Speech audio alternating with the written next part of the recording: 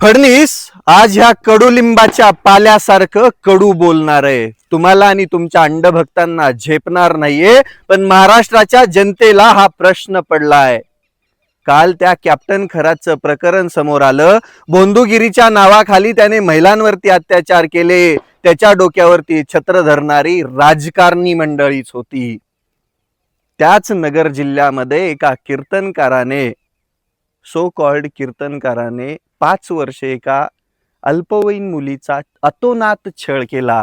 तिच्यावरती अत्याचार केले, तिला चटके दिले, तिचा बलात्कार केला. मग ज्या वेळेस या महाराष्ट्रामध्ये अशा अत्याचाराच्या घटना घडतात, तेव्हा 4 बांडगुळ कायमस्वरूपी हिंदू मुस्लिम करत समोर येतात.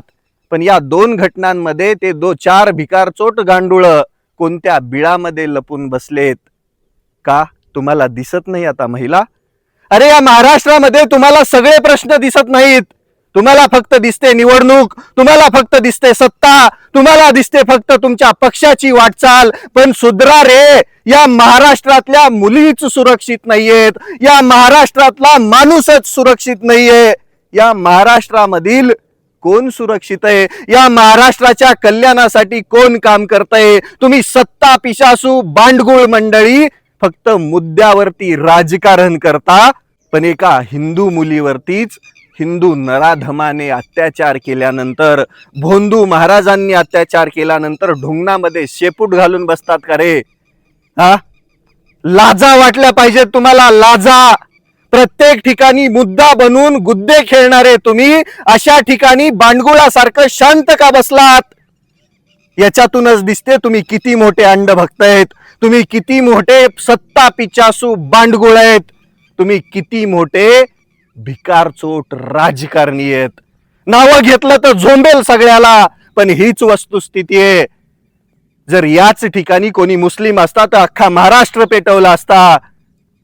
पण नाही ना, नाहीये तशी सिच्युएशन नाहीये. म्हणून ही भिकारचोट 4 बांडगुळ बिळामध्ये लपून बसलेत. या दोन्हीही नराधमांना चौकामध्ये लटकवलं पाहिजे. अरे सुशासन आणायचं असेल तर कुठेतरी कठोर शिक्षा द्यायचं ठरवा. या फास्ट ट्रॅकच्या नादामध्ये सगळी प्रकरणं तुम्ही निकाली काढत आहात. न्याय कोणालाच भेटत नाहीये.